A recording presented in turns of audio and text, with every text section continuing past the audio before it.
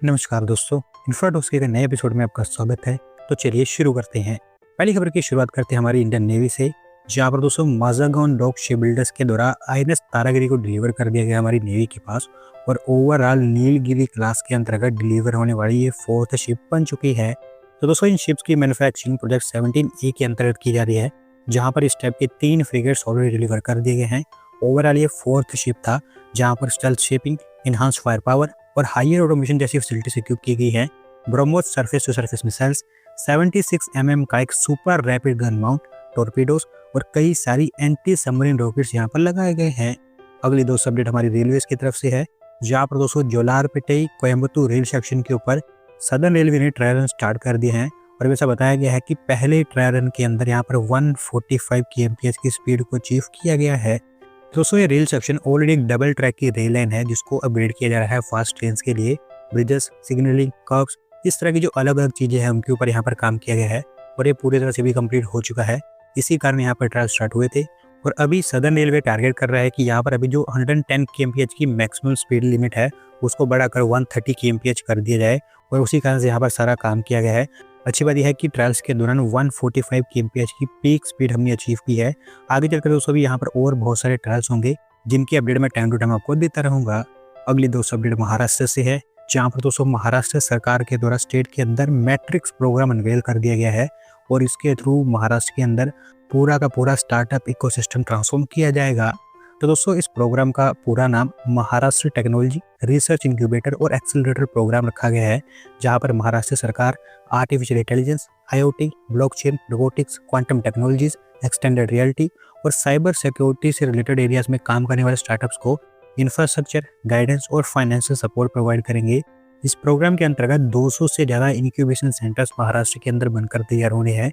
और महाराष्ट्र सरकार को इसके थ्रू उम्मीद है कि 10,000 के आसपास स्टार्टअप्स को वो अगले 5 सालों के अंदर अंदर सपोर्ट कर पाएंगे। अगली दोस्तों अपडेट पंजाब से है, जहाँ पर दोस्तों पंजाब सरकार के द्वारा एक large scale road programme approve कर दिया गया स्टेट के लिए। और इसके अंतर्गत स्टेट में 18,000 किलोमीटर के लिंक और मेन रोड्स को रिपेयर किया जाएगा। दोस्तों इस तरह के एक प्रोग्राम के ऊपर पंजाब सरकार ऑलरेडी काम कर रही है, जहाँ पर 12,000 किलोमीटर के रोड्स को रिपेयर किया जा रहा है। तो उसी के साथ साथ ये 18,000 किलोमीटर के और रोड्स रिपेयर किए जाएंगे। इसको लेकर टेंडरिंग स्टार्ट हो चुकी है। 3,000 करोड़ रुपये सेंट्रल गवर्नमेंट के द्वारा इसको लेकर एलोकेट कर दिए गए हैं स्पेशल असिस्टेंस स्कीम के अंतर्गत। अगर सब कुछ प्लान के अकॉर्डिंग जाता है तो मार्च 2026 के आसपास इस पूरे प्रोग्राम को वो कंप्लीट कर देंगे। अगली दोस्तों अपडेट आंध्र प्रदेश से है, जहाँ पर दोस्तों आंध्र प्रदेश सरकार अमरावती को भी और एक्सपांड करने जा रही है। और अभी फिलहाल इसके फेज 2 को लेकर उन्होंने लैंड पूलिंग अप्रूव कर दी है। दोस्तों अमरावती का फेज 1 34,389 एकड़ की एरिया में बन रहा है। और यहाँ पर क्योंकि most of the land allocate की जा चुकी है या फिर उनके प्लान्स बनकर तैयार हो चुके हैं, तो इसी कारण से अब दूसरे फेज के ऊपर काम करने की बात की गई है। 16,666 एकर्स ऑफ लैंड यहाँ पर पूल की जाएगी और उसे तैयार किया जाएगा नई फैसिलिटीज के लिए, जहाँ पर ज्यादातर land ring road, rail line और एक इंटरनेशनल स्पोर्ट्स सिटी के लिए एलोकेट की जाएगी। ओवरऑल कह सकते हैं कि अमरावती अभी शेप लेना स्टार्ट कर चुकी है। अगली दोस्त अपडेट मरीन रिसर्च को लेकर है, जहां पर सेंट्रल गवर्नमेंट के द्वारा देश का पहला national coral reef research institute approve कर दिया गया है। और इसे बनाने के लिए union territory Andaman and Nicobar islands को चुना गया है। तो दोस्तों ये रिसर्च सेंटर हमारी union ministry of environment, forest and climate change के द्वारा सेटअप किया जाएगा। देश के अंदर ये first of its kind institute होगा कोरल रीफ रिसर्च, कंजर्वेशन और मैनेजमेंट को लेकर। साउथ अंडमान के अंदर चिड़िया टापू बीच के पास ये बनकर तैयार होगा। ओवरऑल 120 करोड़ रुपीज इसके ऊपर खर्च किए जाएंगे और मोस्ट प्रोबेबली अगले 1.5-2 सालों के अंदर अंदर ये बनकर तैयार हो जाएगा। अगली दोस्त अपडेट नागपुर से है, जहां पर 2 सालों के हर्डल्स के बाद फाइनली मिहान कन्वेंशन सेंटर टेक ऑफ करता हुआ दिखाई दे रहा है, क्योंकि यहाँ पर लोकल एडमिनिस्ट्रेशन के द्वारा और कॉन्ट्रैक्टर के द्वारा मिलकर कंस्ट्रक्शन वर्क स्टार्ट कर दिया गया है। तो दोस्तों ये बेसिकली एक होटल कम कन्वेंशन सेंटर होगा, जिसका कंस्ट्रक्शन पिछले 4-5 सालों से प्लान किया जा रहा था। पिछले 2 सालों से अप्रूवल वगैरह का जो प्रोसेस है, यानी कि जो पेपर वर्क है, उनमें फंसा हुआ था। अब लेकिन सारी हर्डल्स क्लियर हो चुकी हैं। 6.75 एकड़ के एरिया में बनकर तैयार होगा और कॉन्ट्रैक्ट यहाँ पर ऑलरेडी अवार्ड किए जा चुके हैं। 17 स्टोरी की बिल्डिंग होगी, जहाँ पर 300 के आसपास रूम्स होंगे। 2 लार्ज बैंकेट हॉल्स भी यहाँ पर बनकर तैयार होंगे, जहाँ पर हर एक की कैपेसिटी 300 लोगों की होगी। मिहान स्क्वायर के पास इसको तैयार किया जा रहा है और ओवरऑल 150 से 200 करोड़ रुपीज खर्च करके 2028-29 तक इसको तैयार कर दिया जाएगा।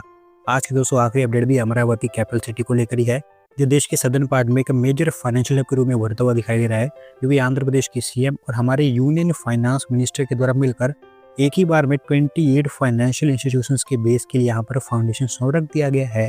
दोस्तों अमरावती सिटी को जिस लेवल पर बनाया जा रहा है, मैं काफ़ी ज़्यादा होपफुल हूँ कि ये देश की पहली वर्ल्ड क्लास और इंटरनेशनल लेवल की सिटी होगी, जिसे हम ग्लोबली दिखा पाएंगे कि ये सिटी हमने बनाई है। और इसका एक बड़ा कारण ये है कि स्टेट गवर्नमेंट यहाँ पर काफ़ी अग्रेसिवली इसको पुश भी कर रही है। और अच्छी बात यह है कि जो प्राइवेट इन्वेस्टमेंट है, जो किसी भी प्रोजेक्ट के लिए मेन इंजन होता है, वो भी यहाँ पर बड़े स्केल पर आती हुई दिखाई दे रही है। और एक ही बार में अभी जो 28 फाइनेंशियल इंस्टीट्यूशंस यहाँ पर उनका बेस सेटअप कर रहे हैं, उसी का ये टेस्टामेंट है कि कितनी तेजी से सिटी ग्रो कर पा रही है। ओवरऑल ये सभी इंस्टीट्यूट्स मिलकर 1344 करोड़ रुपीस की इन्वेस्टमेंट करेंगे, जिसमें सबसे ज़्यादा 300 करोड़ रुपीस की investment state bank of India के द्वारा की जाएगी। बाकी आंध्र प्रदेश ग्रामीण bank, Andhra Pradesh cooperative bank, central bank of India, Canara bank, union bank of India, bank of Baroda, Indian bank, Punjab national bank, IDBI bank, Indian overseas bank, NABARD और NIACL समेत कई सारे जो इंस्टीट्यूट्स हैं वो यहाँ पर उनके बेस सेटअप कर रहे हैं। दोस्तों आज की वीडियो में बस इतना ही।